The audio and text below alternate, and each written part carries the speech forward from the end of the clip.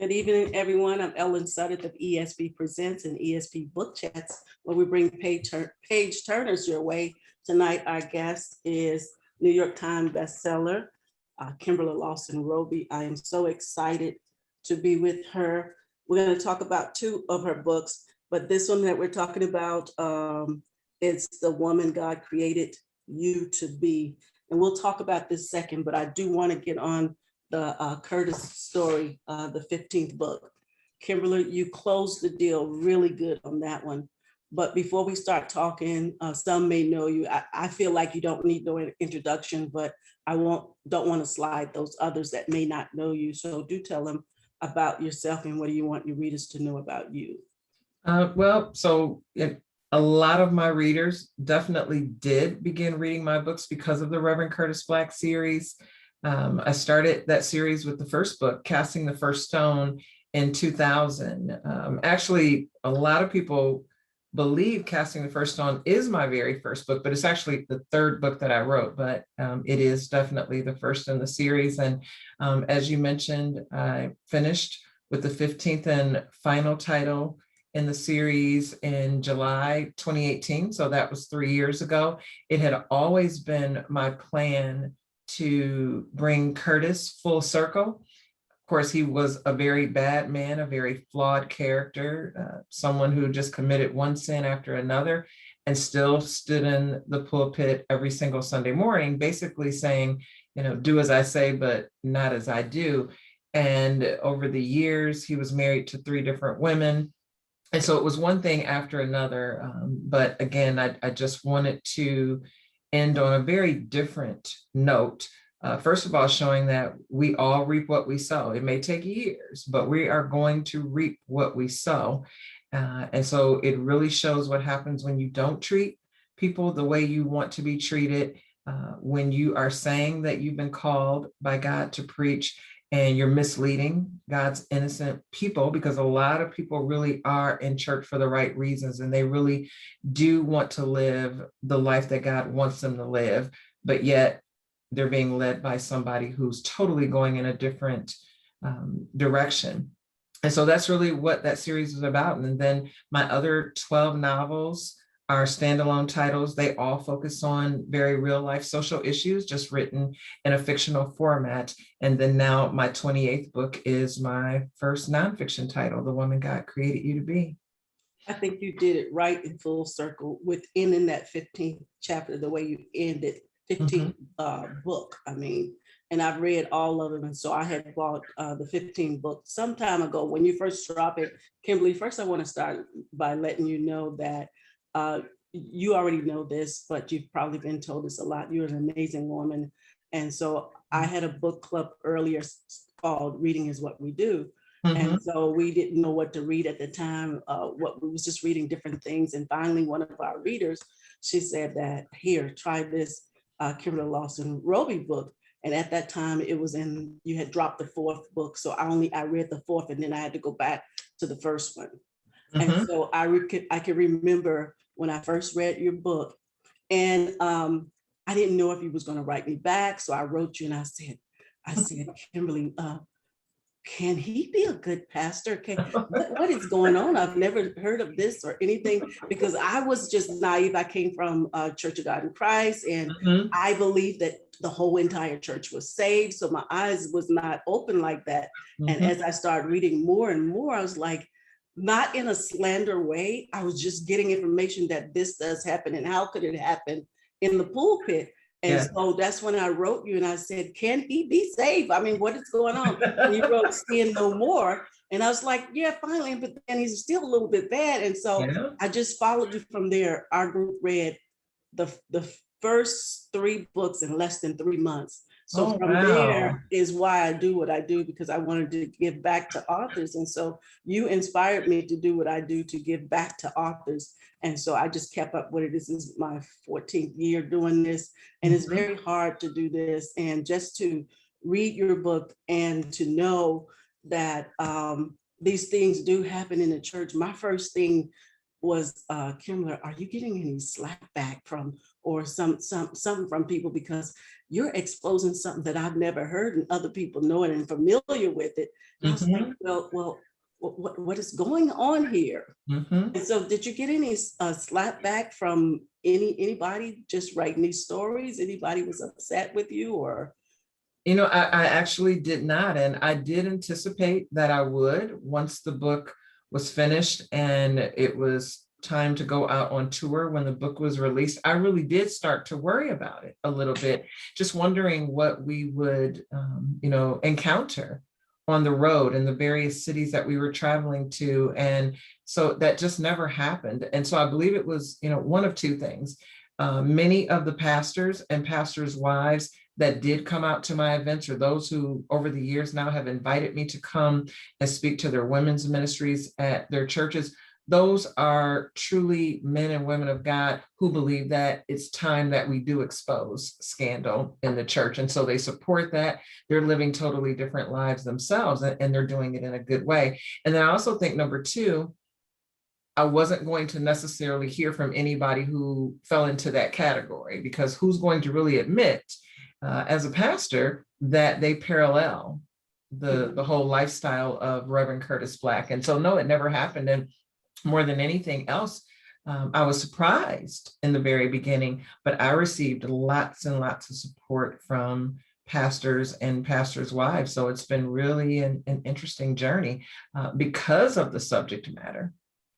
Yeah, because I see now, and moving forward in the 15th book, Kimberla, you paid so much homage to Curtis to let me understand as a reader where he came from. I understand now the dark story behind his life. And I was like, oh my goodness. And so in that story, and I'm not going to give it all away, I realized that we as readers, and you do talk about it in your latest novel, The Woman God Created You to Be, but you showed us that Curtis, he's good now. He's really so good now. His life came full circle. And just moving back just a little bit, I like how you had the characters to grow up. And I felt good as a reader. Okay, here's Alicia, and then here's her mother. And then she gets older, and she got some siblings that get older. And now in this 15th book, you have Curtina, Tabitha's mom. I wanted to ask, if I remember correctly, did Tabitha die of AIDS? Okay, so that's what I thought I had remembered. She was one of these beautiful girls, outgoing and, just hot to trot, and could give Charlotte a run for it as well. And so I looked at that, and you bring her in here. Now she's 12 years old, and I'm looking and I'm saying, okay, you have a wife. Charlotte know about his life. And then here is a mistress who I don't think that Charlotte is forced to, but in a way kind of forcing the hands, because you only get one mama. Yes. And so just with her being in there, and it seems like that Curtis knows, but he gets it now in the 15th chapter, that you just don't put this on me. By the time she was in her life, I see that Curtina was 2 years old. So to have that played out, and to have her to finally have Curtina, who is just flip-lipped, I like the way you do that. What did you want us to see as a reader in the dynamics of Curtina and Curtis Black's? It really was, first of all, just to show what's going on with our preteens nowadays. And so some of what we see with 10, 11, 12, 13-year-olds, most of us weren't even thinking about at 17, 18, 19 years old in our generation, and certainly with the generations before us. And so I really did want to show that, and then to show, Curtina, and in all fairness to her, she hasn't had great examples. As it relates to parents, not with her biological mom. Anything that she has now, of course, learned about her biological mom, even though her mom passed away, when she was a very, very small child. But everything that has gone on with Curtis, and everything that has gone on with Charlotte. And so she is a product of who her parents actually are as individuals. Mhm. And it brought me back to a little bit. I'm just going to go back a little bit when Charlotte had her own daughter. I can't remember her name, but that daughter Marissa. was that Marissa. She was an Mhm. evil child, Yes. literally evil child. And Mhm. so I just kind of looked at that this is not her first go around with a daughter like that. Mhm. And so you kind of make me reflect back on that. Um, in this story too, the 15th book, you open or pull the covers off of some first ladies. Mhm. Charlotte, as a first lady, she did not want that title. She did not want to put a facade of how she had to be there for her husband. She was taking a sabbatical. So showing that part of it, what did you want what did you want the first ladies to see, some of us as parishioners to see how a first lady might feel? A little bit of both. And I would say equally, hoping that, first of all, that parishioners will see that you may have your first lady, you see her every Sunday morning, but those are women, those are human beings. They have struggles and issues and problems that they go through just the same as we do. And they need their time. They need their downtime. They don't necessarily want to be called, and they don't need to be called every single day from every single person who's pulling them in one direction or another. And then from the standpoint of first ladies who read this particular book, that I hope that they will see that, and that, yes, you can be first lady, you can be there to lead your women's ministry and any other responsibility that you may have taken on in your church, but you are still a human being, you're still a person, you're still a woman, you still deserve to have adequate time for yourself. And it should be okay to take that. And the pastor and the congregation should be okay with you taking that time for yourself. Yeah, I saw that, and we do that sometimes. But at my church where I am, Mhm. and I didn't know who the first lady was, and I said this to her. They did a pastor's wife talk. She doesn't put on the big hat. She had Mhm. regular clothing, dressed down, and I Right. saw her. And I'm used to coming from, like I told you, I was Kojic Church of God in Christ, the old stumping ground where the first lady Mhm. was first, and I didn't know who she was. She's so common. You could be Yeah. sitting there, and then I spoke with her, didn't realize that was her. And only if asked. She doesn't parade around that I'm this first lady. And I felt No. like, wow, how do they feel? Because I asked her a question. How do other first ladies feel that you are uh, kind of, I don't want to say dumbed down. I don't really want to know how to say that, but that you don't put on that persona of you have Right. to be like this. Mhm. And so that's what I saw in her doing that. It was just, you brought so many things, even with Curtis and his sister Trina. Uh, but before we get there, the father, Mhm. letting us see about the father with Thomas. You brought him into the picture.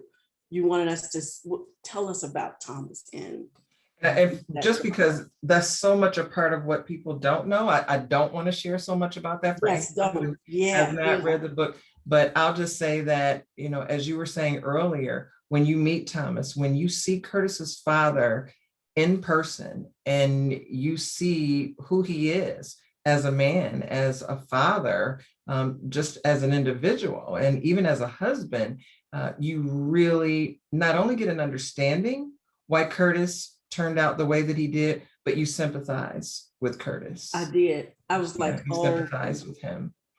and Mhm. with the sister, and like we say, not to give it all away. And with that phone call really went into him just kind of in a daze of what was going on. I was Mhm. like, I really felt for him, but I'm glad that he was in a better forgiving place at that time. Yes. I really like that. So I really felt, Kimberla, that you really paid homage and gave us a good closing. Now, as far as, and even I myself, I was like, Kimberla, you're not ending the story, are you? You said it's going to end. I was like, Kim, you're not ending. We didn't believe it. No. And so just reading the story now, I know it's a good ending. Did you get a lot of people that didn't believe it, like myself? Oh, That you were plenty. ending the Yeah. story? And even now, just over this last maybe 2 or 3 weeks or so, and sometimes we'll post some of my older titles. And so I posted on my other Facebook page about Casting the First Stone. And so I had all sort of comments, you can do this again. Why not tell the stories of the children, Alicia, Matthew, Dylan, Curtina, the list just sort of goes on and on. I've had a couple of different women say, we're going to pray for you, so that you can really make the right decision about this. And so, yeah, there's been a lot of requests. I mean, and you all don't even see the private emails that I've gotten over these last 3 years, and I continue to get those all the time. So most people want to see it continue. You've got some people who are saying, yep, enough. That was it. I'm good with that. It came to an end. But the majority of readers that I polled, even toward the very, very end of the series, were saying, we'd love to just see an additional part in terms of the children and who they are and how Curtis interacts with them as they now go on with their lives and the problems that they're, of course, likely dealing with. So yeah, it's been an interesting one. But I don't think a lot of people, not even so much of my family members. Many of my family members and close friends didn't believe that I was writing the final book. I had never, ever said that this is the final book. So when I thought when I said it, people knew I'm not that person who's going to say something and not do it. So I had never said it before because I still had other stories that I wanted to write to get Curtis to where I wanted him to be, and that's where he is in the 15th title. So yeah, so I think it was shocking for some people, and again, some people don't believe. The people who now know that I was serious about it are still trying to get me to do yet at least one more title. So I've heard some people say, well, the grandson is there, aren't you going to let him grow up? Yeah. Oh yeah, I've definitely Have you heard that? Yes. I mean, you think he wasn't even born yet, so I know, we just don't get it, but I'm going to let you know that we don't have to give you permission to let go. But that brings us to your book, The Woman God Created You to Be. When I open it up with the introduction and how you candidly and passionately, as a reader, you think all of us. And in there, in the introduction, I kind of felt like what you telling us and you paying homage to your readers. I got it right here in this book. I got it that it's closed in this book, and how you talk about your own, I want to say fatigue or self-care and different things like that. And I'm trying to just do like this right now. And I was like, oh, Kimberla, I am so sorry as a reader. And then you, one day, a while back, you had wrote on there and you wasn't feeling well. And some of us was typing in, myself included, Kimberly, please get the rest. I'm so sorry. We can catch a book later. And then a lot of that, do you remember any of those comments and stuff? And I was like, oh my gosh, can't I'm asking myself, and I don't want you to get in trouble with this question, can I, as a reader, really ask a lot of an author to really just write in this richness as she always does? And I felt guilty. I'm Ellen, and I did say that you felt. Well, that's the hard part about it, though, is because if you know me, and throughout these years, anyone who knows me personally, if you've had any conversations with me, if you've been around me, is I love my readers. Probably every author believes that they have the best readers in the world. Well, I do believe that because I have had the support and the love from readers of a lifetime. I mean, I'll never, ever be able to repay all of you for the support that I've been given. And so when you have that kind of relationship with your readers and you care about them in that way, then you want to keep producing. You want to keep giving them what they're asking for. And so even on those moments where it felt like, you know what, I really, really want to take a break this year, I didn't really feel comfortable doing that. And then the other part of it, and I talk about this in The Woman God Created You to Be, that I have to be honest on the other part of it, because on the other part of it, that's also how I earn my living as well. And so you got that part of it. But it was whenever I would finish a Reverend Curtis Black title, I would literally go on tour. The book would be released. Let's just say, for example, today's Tuesday. That's when books come out. So about this time in the evening, I would be doing my first signing of the tour if the book had been released today. Well, usually by the time I get up the next morning and we're preparing to fly to the first city outside of my area or the second city on the tour, I'm already getting email messages from somebody saying, I stayed up all night. I've already finished the book. When is the next Reverend Curtis book coming out? And that's very stressful when you think it took all this time to write it. It took all this time for the publisher to produce the book, get it out, get it into bookstores. And in just a few hours, that's over. You know, as a reader, you're finished with it and you're saying, when is the next one? And yeah, you have other authors, you know, your other favorite authors and books that you enjoy. But when it comes to a series, if you enjoyed that last book, then you are waiting for the next. And I get that because I'm that way with TV series. You know, I hate to see one of my favorites, the season come to an end because I know it's going to be a certain amount of months before it picks back up again. So I do get that. But I just really had gotten to a point where I wasn't taking care of myself in terms of self-care. And so I was just on all the time and going all the time. If I was at home, then I'm usually online. So even to this day, I mean, if you see anything on Facebook, Instagram, Twitter, that's me. It's never an assistant.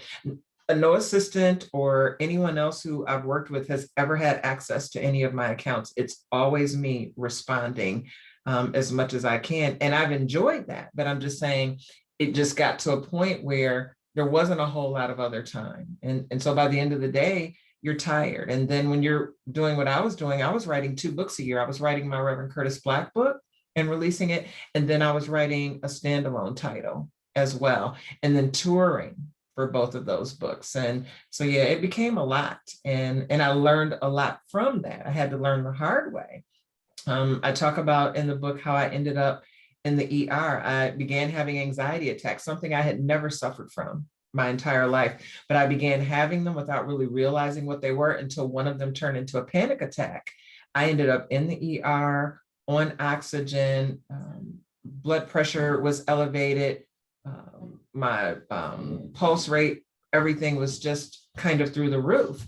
And lo and behold, the doctor was thinking, you know, possibly a pulmonary embolism, possibly congestive heart failures, because I came in presenting with all the symptoms that really led to that. And, you know, thank God it wasn't any of it. But I remember him asking me that night in the ER, he said, it's not any of what I thought it was, but I do have to ask you, what are you doing that would bring you to a point where you're here with all of these symptoms? You can't make these kind of symptoms up. You have all the symptoms. And so I had to really take a step back. And it still was a while because that was in 2014. And then finally, after I submitted Better Late Than Never, the final Curtis Black title, to my publisher in December 2017, that's when I decided I would take the break. Wow. I really appreciate that. Thank you so much. I really appreciate it. And I'm speechless now. But when you open up the introduction, very well written introduction. And I want to say first that I noticed you did not say the way God created me, which made me know that you were saying that every woman needs to do this, not just me. Yes. It's personal. So I took it personal in there. And when you talked about first starting with you being the woman that God wanted you to be. So tell us about that. And I you said you wasn't very honest about being that first, what God created you to be. And I wasn't for a very long time. And so that was one of the reasons I wrote the book in the 3 sections, because I think so many times as women, we can maybe have our spiritual lives in great order. We can really have great relationships with God. We can really be who we're supposed to be in that respect. but then maybe our personal lives are just falling down around us. And maybe our marriages are not even close to what they need to be, in terms of, who you're supposed to be as a wife, or what your marriage is supposed to be like, in terms of your relationship with your husband, or maybe what your relationship is with your children, or with other family members, or even friends. And so that may be a really messed up part of your life. Or it could be that your personal life is great. You have one of the best personal lives that you could possibly have, but your professional life is not nearly as professional as it needs to be, or you're not handling your purpose and your professionalism the way that you should. And in many cases, the question usually comes up in The Woman God Created You to Be, what's one of my favorite chapters? What was one of my favorite chapters to write? And it is the chapter that says, how to be successful without jeopardizing your faith.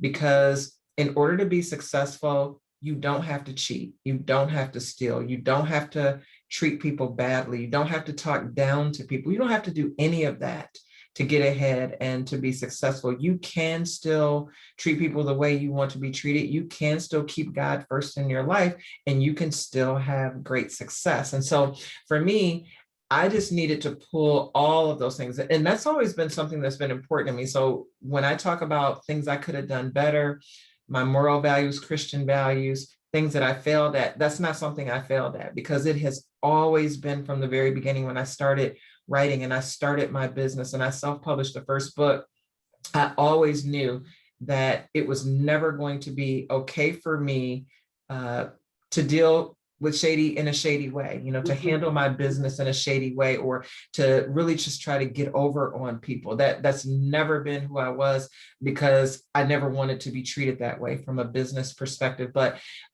in my spiritual life, I was that person who saw no room for forgiveness. That was a huge issue for me. If you hurt me, if you betrayed me, if you said terrible things about me that hurt me, then I pretty much was over it. And it was pretty much a done deal. And at the same time, I certainly expected God to forgive me for anything that I did. And if I hurt someone, I expected them to forgive me. But, I think so many times we can have selective memory.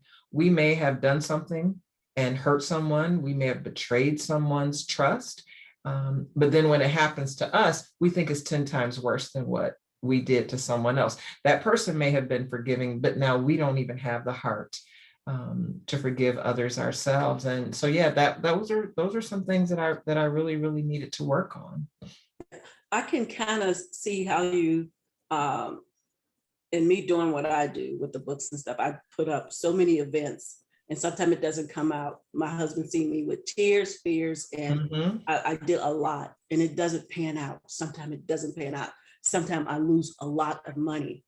So what made me think about too, and you saying this, your personal life with the Lord. So my grandson told me, and some of my kids told me, Mama is, because they know I'm a Christian woman. They said, Mama is book club, then God. I did that for a whole bunch of years, but I thought God was in there. And then to the point that sometimes I thought that I had to separate myself. Like, this is not like this is my church life and this is my personal life. Yes. But this is my church life, and didn't partner with God in my business life. So I was like, okay, I even told someone where I am now in the church where I was before, I was like, I'm doing books and they're not Christian, not all Christian. Because some people who thought when you're a Christian and you're doing books, it's automatically sexual. Novels equal sexual. They never thought that you could write anything outside of the Bible or anything outside of devotion. So I felt like that too as a reader at first. And then once I started reading like your books and other books, I was like, oh, it's okay to have pleasure books. And so when I saw that, and you were saying in this book here is building and maintaining her own personal relationship with God. And I thought about that. We do that. We do separate ourselves, like, this is my work, this is my church, and these are the people in my relationship. But you give us full circle in here from reading this. is that we can put it all together and still be that woman of God. So tell us about that when you said building and maintaining her own personal relationship with God and making God your priority. And so that's the thing.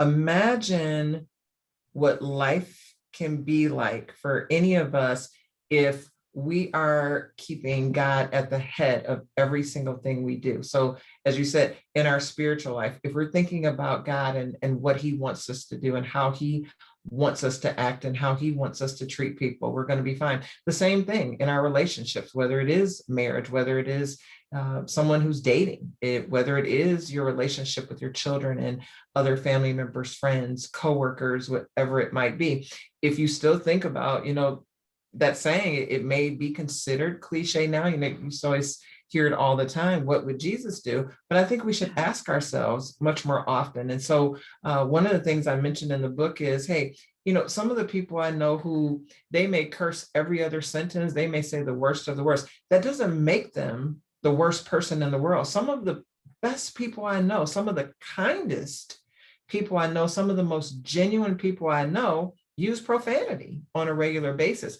But at the same time, I talk about, but if we're really talking about becoming the woman God wants us to be, I'm just asking the question, would you say those same words if Jesus was sitting right next to you? Yes. Those are the kinds of questions that we have to ask ourselves. And so should we be one way because he's not sitting next to us, or should we try to be the same person out public that we are behind closed doors? And so that's really, I think, the difference. And that's something that we can really look at. And then again, when we're talking about purpose, yes, we all need to earn a living. We need to be able to pay our bills. We need to live our lives in a way that will allow us to be responsible human beings. But at the same time, most of us don't really sit down and say, okay, Lord, what is it you really want me to do with my life? What purpose have you assigned to my life? How do you want me to use the gifts, the talents, and the abilities that you have given me so that I can go on to serve others? Because if we follow what God has assigned to our lives, the money will come. We'll be able to take care of ourselves. He's not going to call us to do something and then not allow us to be able to take care of ourselves financially. And so I think fear has a lot to do with it. We may know what God has called us to do, but we're afraid to step out on faith. We're afraid that we're going to fail. We're afraid that 10,000 other people are already doing that. And so the list just sort of goes on and on and on. But for me, even when I'm writing a book, for example, I pray every single day, and my prayer is, Lord, please give me the words you want me to say. Pour the words, the thoughts, and the ideas into my mind, into my heart, into my whole soul, into my spirit, and help me to deliver whatever message you want to be delivered. And so maybe I'm writing fiction, but I'm still hoping that through the entertainment of the books that I'm writing, that some woman will still be helped in at least one way or another. If it's just one scene that will change that woman's life, or if it is just one chapter or one character that can let a woman know you're not alone in what you're dealing with, then I feel like my job as a writer is done. But that's what I pray for. Yeah, and I can see that in this book again, for those who just coming on and looking, the woman God created you to be. Another thing in here you talked about, and when you mentioned your writing, and one of the books that I had a hard time with that you wrote, Kimberla, was Behind Closed Doors. I said, these girls, I can't with these girls. They were catty, they were ghetto. Just say they were ghetto, and they were catty. And so that was the first time one of your loosely standard, I won't say loosely, one of your standalone books, I had read that one. I had first read, It's a Thin Line or Thin Line? It's a Thin Line. Yeah, I read that first, and then I was excited. That was before the Curtis series I read, and then I read that one. And Behind Closed Doors, I was like, and you mentioned that in the story here. You mentioned I do, and it wasn't so much of a ghetto anything. These were well-educated women that led great lives, but unfortunately, they could be just as catty as women that we see in real life and unfortunately, there are women like the Christian women fall out in the church, women of God, they will fall out and not be speaking to each other the same as people who are outside of the church. And so it's unfortunate, but hopefully, my hope is that in reading those kinds of stories that people can see themselves. If you can see yourself and you can say, wow, I do need to make some changes, or that really was me and I don't want to be that way anymore. That's how we can turn our lives around for the better. That's how we can improve upon who we are as individual women. And I'm glad you showed that. I'm glad you did. And it was so, like I say, it was so long ago, and I was like seeing that. And also in this book here too, it led me, and again, like I say, my life is a Christian life every day. I don't have a church face or a home face, but you also tell us in there that you don't have to do that, because I grew up in, I born in the 60s, grew up in the 70s, and in my home, we grew up off of David and Goliath, a whole bunch of Christian stuff. It was just all day. They really monitored the stuff. And so you show us that we can have a personal relationship. Yes. That's what I see, that you don't have to do that. I know some people like want God to be a genie in their life and be on their terms, but in your book, you also show that you can have a real relationship with God. Yes. You can really, you don't have to turn it on and turn it off. It doesn't have to be just Sunday. It doesn't have to be, it could be every day. And just seeing that, and I was like, thank you, Kim, you letting us know that, number one, God is holy. We have to understand that God is holy. And he wants us to have a personal relationship with it. So in this, it's like, and I'm just saying this, it was, for me, it was like the Bible of what you should do as a woman. You don't have to be that. And just being in womanhood, I see people, and I would say to the women, if I see a group of women and I say, hello, ladies, do you know that they're offended by that? And I'm like, but you're ladies, and they want to be called the B word for endearment, but that's not real. And I think that well, they didn't want me to call them that, but that's what they're calling each other. And I'm like, you teach us how to be women in here. You talk about the Proverbs 31 woman. Yes. And so this teaches us to shake off and understand that you are women. God does have us a woman in there for purpose. And you were very transparent. You showed your flaws, your fears, and your failures. So it brings me to when you spoke about your dad, I was shocked. Yeah. I don't know if you want to talk about that, but you did speak about that. Well, and I do, most people did not know this. I mean, of course, family members knew, but my readers, most people had never heard the story. It wasn't something I ever talked about. It wasn't something I really had a problem talking about. It just never really came up. But my biological dad and my mom were married. She got pregnant right away. And when she was 6 months pregnant with me, she came home from work and he was gone. All of his clothing were gone. The little bit of money that they were saving for the baby that was about to be born, meaning me, being that baby, he took that as well. He took that right along with him. And so my mom was devastated. It was just a very awful time for her. And so for a number of years, my mom was never bitter with him about that. My mom was who I wish every ex-wife and the mother of children who are not with the father could be. She never badmouthed my father to me under any circumstances. And to me, just to be fair to her, when someone walks out on you, your husband walks out and you're 6 months pregnant and you never ever see him again until that child is in their 20s. I was 22 when I finally saw my dad for the very first time. But that said a lot about who my mom was, that she didn't feel the need to badmouth me. She didn't hate him. When she saw him again, when I met him for the first time, she treated him as if he had never done a single bad thing to her in her life. And so it was me who struggled with it for a while. And I didn't struggle with it because my dad had never been there for me. That didn't bother me because my life went on fine. I had my mom and I had my grandparents, my mom's parents, and then my mom remarried when I was 3 years old. I was angry with my biological dad because it was hard for me to get past envisioning how devastated my mom must have been that day she came home. And the fact that she went to work in a factory 17 days after I was born because she felt like, she said to me, you didn't ask for this. And so I didn't want you to go without and not have the things that you needed. And she stayed on that job for 35 years until she passed away. And so I had a lot of emotions about that. But now, of course, in hindsight, and then looking back on it, the reason I share this story in the book and how I didn't want a lot to do with him when I finally did meet him, my curiosity was met.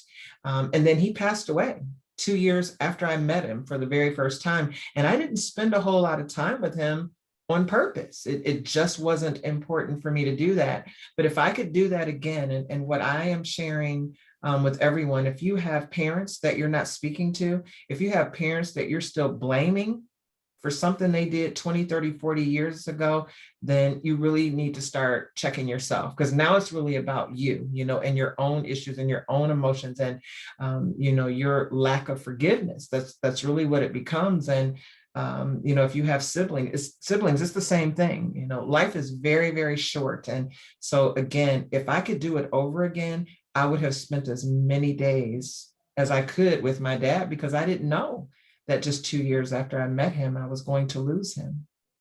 Wow.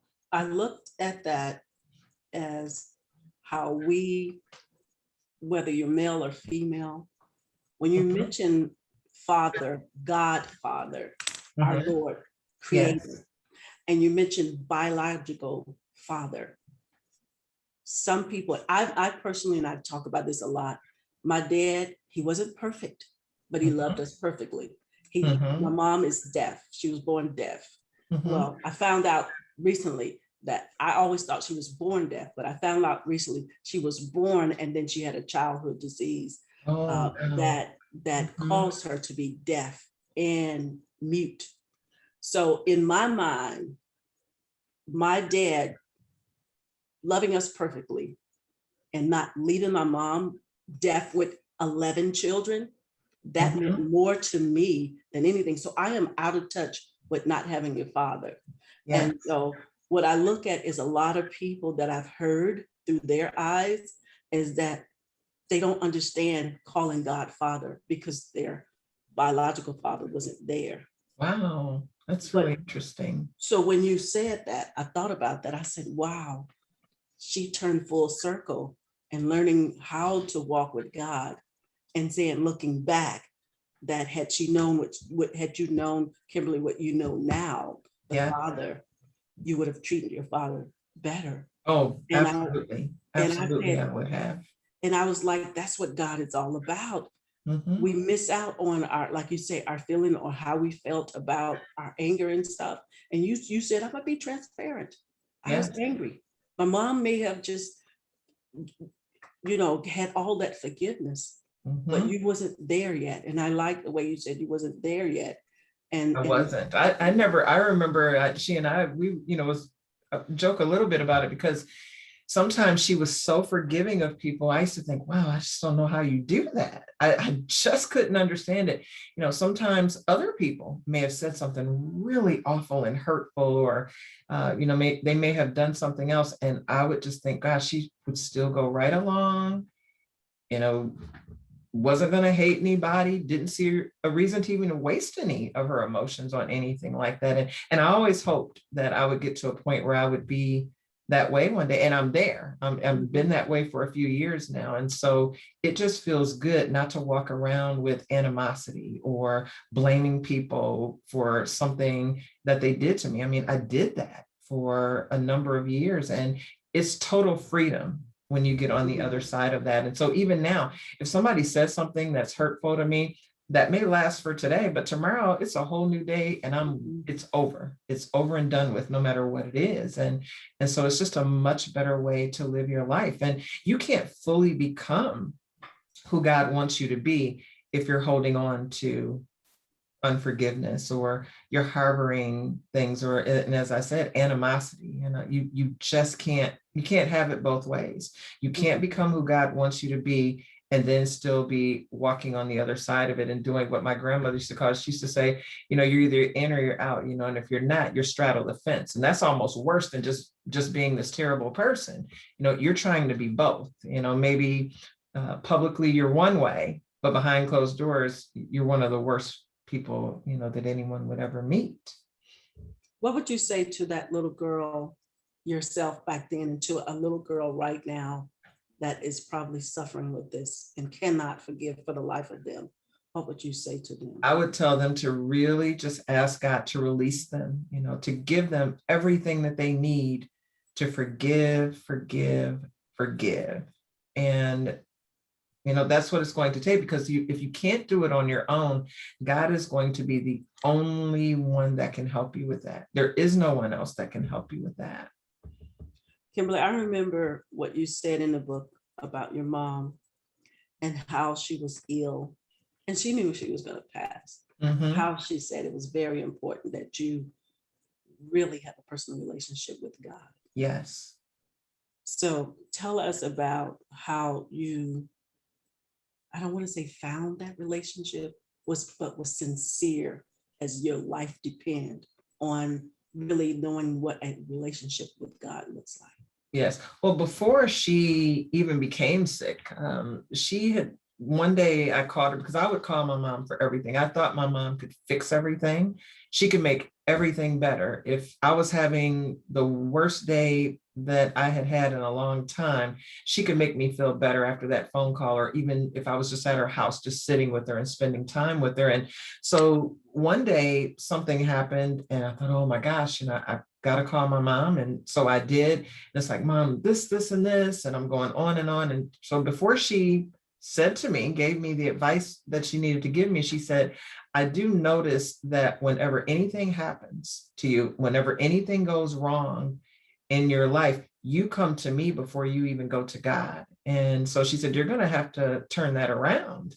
And I just remember feeling some kind of way about it, because I didn't understand. I didn't understand why she was saying what she said. That's not what I wanted to hear. I'll just be honest about that. But as time went on, I started to see that more and more. Little did I know I was going to lose my mom when I was 36 years old and she was only 57 years old. And unfortunately, it was losing her. So I say unfortunately, but also it became the biggest blessing in my life, because losing my mom is what caused my relationship with God to skyrocket. It just elevated in a way like it had never been before. And I began realizing that I had to depend on him, and I had to go to him for every single thing. And it didn't matter what it was, if it was personal, if it was on the job, when I was still working on a job, and way before I even became a writer, I had to start really thinking about that from a different perspective. And so my relationship with God became my priority. It has remained my priority. With my husband, Will, as you've met before. This year, Will and I will be married 31 years. And so I say this to everyone, it is God, and then it is Will, and then it is everyone else. And that's how I live my life every single day. And family members know that, friends know that, coworkers, colleagues, people know that, but that's the order that I have to live my life in order for me to have a certain amount of joy. That's the only way that I can have joy is to keep my priorities in order, so God, will, and everything else that works for me. That's so true. In your book also, you talked about praying when you go through those things, if anger or someone passed in your family. So I would be that the picture of what you showed, praying already, being in connection with God already before anything happens. Mm-hmm. When my dad passed, he passed in 2008, and I still feel his love, and he gave me so much love. Yes. So when my dad passed, I remember it was a Wednesday, and I was in prayer. I was in prayer when my sister called, And I remember speaking in tongues and just talking to the Lord. And what I heard clearly is that he will give me peace that surpasses my own understanding. Yes. At the end of peace that surpasses my own understanding, phone call, my sister called me and she said, Dad passed. And I said, I know. And it was like as if God personally came and told me before I got the news, because I was already connected. And so I'm just saying also, like you said, that when you're connected to God, we are so afraid to give him our grief. God is really good with grief. I learned that my own self, and I am a witness that if you give God to grief, don't go to a bottle, don't go to anything else, but give God that immediate grief that you have. He will walk you through. And so some of my family members might be hurt to this day. I'm not saying I'm hurt, but I grieved healthy. Some people might not believe in grieving healthy. They might don't understand what I'm saying. I hope you understand what I'm saying. There is a such thing as healthy grieving. Oh, no doubt about it. I mean, I still have my moments where I still shed tears. My mom, it'll be 20 years in November since she passed away. So we're talking 2 whole decades. There are times when I cry as hard as I did when she passed away within that first week and within that first month. But at the same time, it is still God who gives me peace even on those days. That's right. That's how I'm able to move beyond it. And so I'm able to think about, wow, she loved God. And so I know where she is, and I know she's okay. And I know she's with me always. And that has not changed in all these years, but it does make a difference. And so if you don't have a relationship with God and you lose someone, that just makes everything so much more difficult for you. I just really, truly believe that. And then I know that you can have your anger, because when my sister passed, I didn't know, because it was one lady, we were doing her book, and she talked about grieving. You know, and you do talk about in your book, it's okay to get help, because I know sometimes we as people of color, we won't get that help. Right. For grieving. And so she just happened to be doing a grieving class. And I happened to be there because I was hosting her. And all of a sudden I started crying. She told me, you're angry. I said, no, I'm not. I did not know that I was angry when my sister passed. And then I realized that, just reflecting, that maybe I think I was angry because she was in a nursing home. And I just thought maybe they did something to her. You know, and maybe they didn't care for her, or maybe something. And so I had to own up to my anger. I did not know I had it, and I had to own up to it. And when I owned up to it, I was at peace. I was like, yes, Lord, I am angry. You know, still saved. Still experience that, but I was angry, and still God walked me through that. So this is a really good book. As I said, Kimberla, you never fail us. And what do you want us readers to walk away? What is our takeaway? My hope is that, you know, if someone is listening and as they are either considering picking up the book, or if they already have it and they're going to begin reading it, is that it really is about finding your purpose, but it's just broken down in a way that before you can truly walk in your purpose, you have to start with getting your spiritual life intact, and not a little bit intact or halfway intact, but all the way intact. And then we have to constantly keep working on it, because we're never going to be perfect. And there's always going to be room for improvement. And we can always continue to become closer with God on a daily basis. And then working on your personal life, working on your relationships, your family relationships, you know, just really doing the work. And if necessary, like you mentioned, get the professional help you need. It's okay to see a counselor. It's okay to see a psychologist or a psychiatrist if you need it. And then finally, once you've done that, beginning to work on discovering your purpose. Your purpose is already there. It's just that you may need to discover it. Or in some cases, you may already know what your purpose is, but you haven't fully stepped out on faith and you haven't fully begun walking in it. And my hope is that this book will give you the steps and the tools that you need to do that. And so that you can really work on becoming the woman God created you to be in not just one or two areas, but in all areas of your life. Yes, Carolyn, it's like I said, it's refreshing, and you have, help me out if I'm wrong. Is the podcast that you do, is it compatible with the book, or is separate from the book, or kind of leads you to the book? It is, it's compatible with the book. And so I talk about a lot of the issues that are in the book, but just from a different perspective. I'll sometimes share some of my own personal stories that aren't always in the book. So issues, topics, and usually anywhere from maybe 11 minutes to 15 minutes, not very long.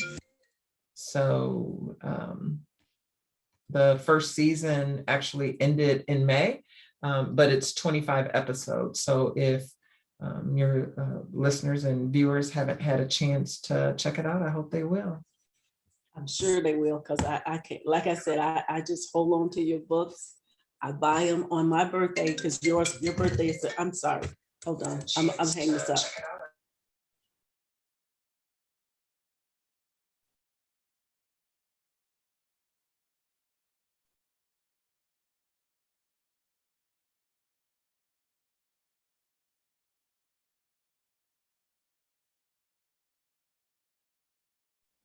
As I was saying, my on your birthday is May 3rd. I remember your birthday, and mine is May 14th. So on my birthday, I buy your new releases. I don't necessarily read them right away.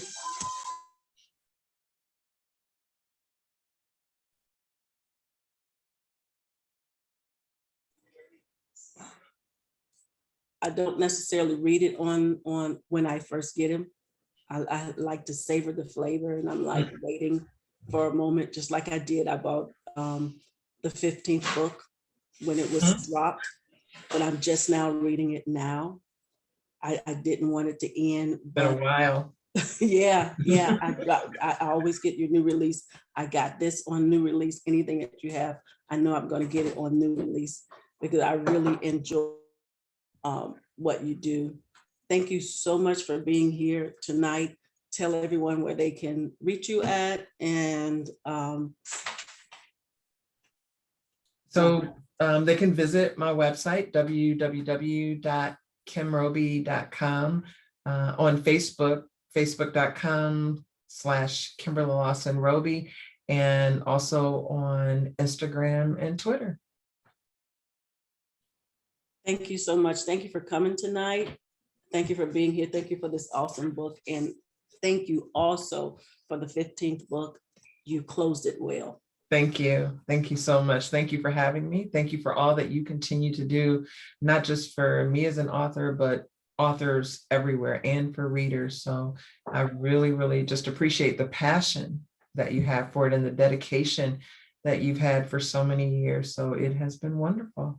Thank you so much. Good night. Good night. Bye-bye. You can drop yourself down.